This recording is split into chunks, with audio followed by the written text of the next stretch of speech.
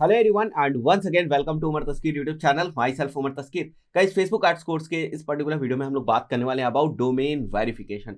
Guys, अब जब हम कभी भी कोई हमारा नया एड अकाउंट होता है और उस एड अकाउंट से हम किसी वेबसाइट के लिए एड्स रन कर रहे होते हैं और जब हम उस एड अकाउंट के ऊपर जाते हैं तो आप देखते होंगे कई बार आपको इस टाइप का नोटिफिकेशन या इस टाइप के आपको टास्क वो बताता है कि आपको अपने डोमेन को वेरीफाई करने की जरूरत है।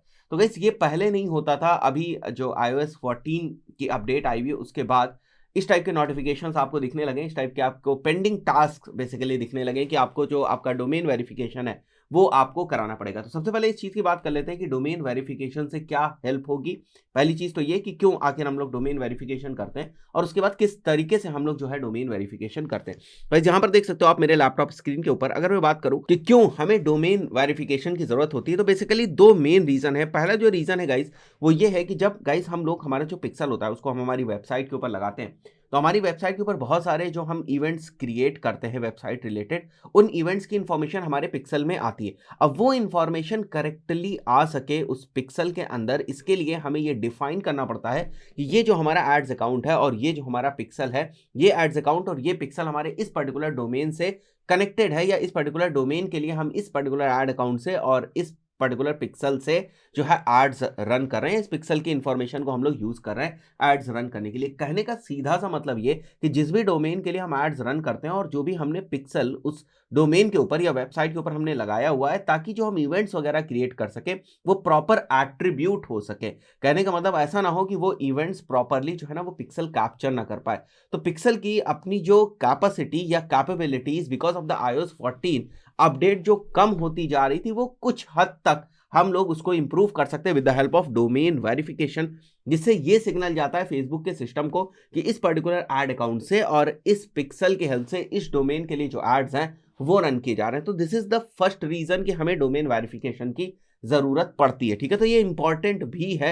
अगर आप पिक्सल को यूज करना चाह रहे हैं तो फिर ये आपके लिए इंपॉर्टेंट है। It's one of the very important steps जो आपको करना ही पड़ेगा डोमेन वेरिफिकेशन के फॉर्म में, वरना वो आपको बार बार नोटिफाई करता रहेगा। और बहुत सारे केसेस में जैसे अगर आप कन्वर्जन के कैंपेन रन करने जाओगे तो भाई जब कभी आप कन्वर्जन के कैंपेन रन करने जाते हो तो आपको आपका पिक्सल सेलेक्ट करना पड़ता है कि इस पिक्सल के इस इवेंट को मैं एज अ कन्वर्जन लेना चाहता हूं। तो वहां पर अगर आपने अपना डोमेन वेरिफिकेशन नहीं किया होगा तो आप देखोगे कि वहां पर आप अपना पिक्सल जो है उसको नहीं सेलेक्ट कर पा रहे हो। तो now it's like an mandatory part जो कि आपको करना ही पड़ेगा। ठीक है, अभी मैं प्रोसेस आपको दिखा दूंगा। Second is it allows you to see the advertisers who are running ads pointing to your domain. मतलब अगर आप एक बार जो आपका डोमेन है, मतलब आपकी जो वेबसाइट है, यहां पर मैं थोड़े आसान शब्दों को अगर यूज करूं तो सीधी सी बात है कि अगर हमारी जो वेबसाइट है उसको हमने ये वेरीफाई कर दिया कि इस वेबसाइट के लिए हम इस पर्टिकुलर एड्स अकाउंट से जो है एड्स रन कर रहे हैं, और अगर कोई और बंदा या कोई दूसरा जो एड्स प्लेटफॉर्म के थ्रू एड्स अकाउंट के थ्रू बेसिकली अगर आपकी वेबसाइट को पॉइंट करके एड रन करता है, then you will get to see कि दूसरे कौन से लोग हैं जो हमारी वेबसाइट को पॉइंट कर रहे हैं। ठीक है, दूसरे कौन से ऐसे एड्स हैं जो हमारी वेबसाइट को पॉइंट करके चल रहा है। तो थोड़ी सी सिक्योरिटी के पॉइंट ऑफ व्यू से भी ये इंपॉर्टेंट हो जाता है। जरूरी है कि आप डोमेन वेरिफिकेशन कर लें। ठीक है, तो यहां पर वही सेकंड पॉइंट लिखा हुआ है, it allows you to see the advertisers who are running ads pointing to your domain, right. क्योंकि हमने तो डोमेन वेरिफिकेशन लगा रखा है तो हमें पता चल जाएगा कि ये वाला डोमेन जो है वो हमारे इस पर्टिकुलर एड अकाउंट से और इस पिक्सल से एक तरीके से कनेक्टेड है। तो अब अगर हमारे डोमेन पे हमारी वेबसाइट पे कोई और एड रन करेगा, विल गेट टू सी। ठीक है, कि हमें पता चल जाएगा कि कौन भाई एड जो है वो रन कर रहा है। फाइन, तो चलिए देखते हैं कि किस तरीके से हम लोग इसको वेरीफाई कर सकते हैं। तो गाइस, हमें आ जाना है हमारे जो बिजनेस सेटिंग्स है उसके अंदर। मैं शब्द यूज कर रहा हूं बिजनेस सेटिंग्स, ध्यान रखना। हम लोग आ जाएंगे हमारे बिजनेस सेटिंग्स के अंदर और यहां पर गाइस आपको ब्रांड सेफ्टी का ऑप्शन मिलता है। और शुरुआत में जब आप बिजनेस मैनेजर बनाओ, आपको पता है कि इस पर्टिकुलर बिजनेस मैनेजर की हेल्प से हम कौन से जो डोमेन्स हैं उनके ऊपर एड्स रन करने वाले हैं, तो आप पहले ही उसको वेरीफाई कर लो यहाँ पर अपने बिजनेस मैनेजर के अंदर। तो गाइस, यहाँ पर मैं डोमेन्स के ऊपर जाता हूँ और डोमेन्स के ऊपर ऐड करके हम लोग डोमेन्स को ऐड कर लेंगे और वेरीफाई कर लेंगे, जिसको मैं बोल रहा हूँ कि फेसबुक के अंदर हमें जो है डोमेन वेरिफिकेशन करना पड़ता है। कई बार गाइस जब आप पिक्सल वाले लेवल के ऊपर होते हैं, मतलब इवेंट्स मैनेजर के ऊपर अगर आप होते हैं अपने एड्स अकाउंट के अंदर, तो वहां पर भी वो आपको नोटिफाई कर देता है कि आप अपने बिजनेस को वेरीफाई करो। तो वहां पर भी क्लिक करेंगे तो आप इसी टाइप के इंटरफेस के ऊपर जाएंगे। जैसे मैं ऐड करने के बाद यहाँ पर मैं अपना डोमेन डालता हूँ जिसको मेरे को वेरीफाई करना है, लेट से, तो मैं इसको वेरीफाई कर लेता हूँ। यहाँ से मैं ऐड के ऊपर क्लिक करूंगा तो इसी टाइप के इंटरफेस पे आप तब भी जाएंगे जब आप जो है अपने पिक्सल के अंदर से जब आप वहां पर क्लिक करेंगे कि I want to verify my domain, right. तो इस यहाँ पर हमारे पास इस पर्टिकुलर डोमेन को वेरीफाई करने के लिए there are different ways. Add a meta tag to your HTML source code. इसके लिए आपकी वेबसाइट के कोड का एक्सेस आपके पास होना चाहिए। You can upload a HTML file to your root directory, बिल्कुल उसी तरीके से जिस तरीके से हम लोग साइट मैप्स को जो है वो अपलोड करते हैं, बिल्कुल उसी तरीके से जिस तरीके से हम लोग हमारी robots.txt फाइल को जो है वो अपलोड करते हैं, उसी तरीके से ये हमें एक HTML फाइल देगा। यहाँ से मैं इस फाइल को डाउनलोड कर सकता हूँ और इस फाइल को हम अपने सी पैनल में जाकर अपलोड कर सकते हैं। अगेन इट्स अ कॉम्प्लिकेटेड वे। और उसके बाद DNS टेक्स्ट रिकॉर्ड जो है हमारे डोमेन रजिस्टर में हम ऐड कर सकते हैं। Again it's a complicated thing. जो सबसे बेसिक सी चीज़ है वो ये है कि add a meta tag to your HTML source code, ठीक है।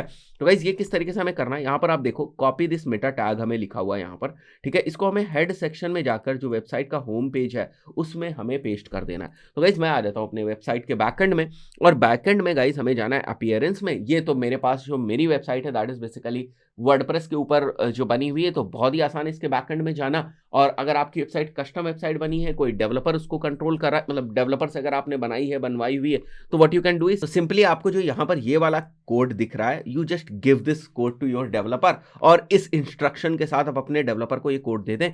जब डेवलपर आपकी वेबसाइट के ऊपर लगा देगा ये कोड, उसके बाद आप उनसे पूछ लें कि भाई साहब कोड लगा दिया आपने। जब वो लगा दें then you just click over here verify domain, और आप देखोगे यहाँ पर थोड़े टाइम के बाद ये जो डोमेन है आपका ये वेरीफाई हो जाएगा। बड़ी ही सिंपल सी प्रोसेस है, बट ये आज के टाइम में आपको करना जरूरी है, मतलब मस्ट एक प्रोसेस है, ठीक है।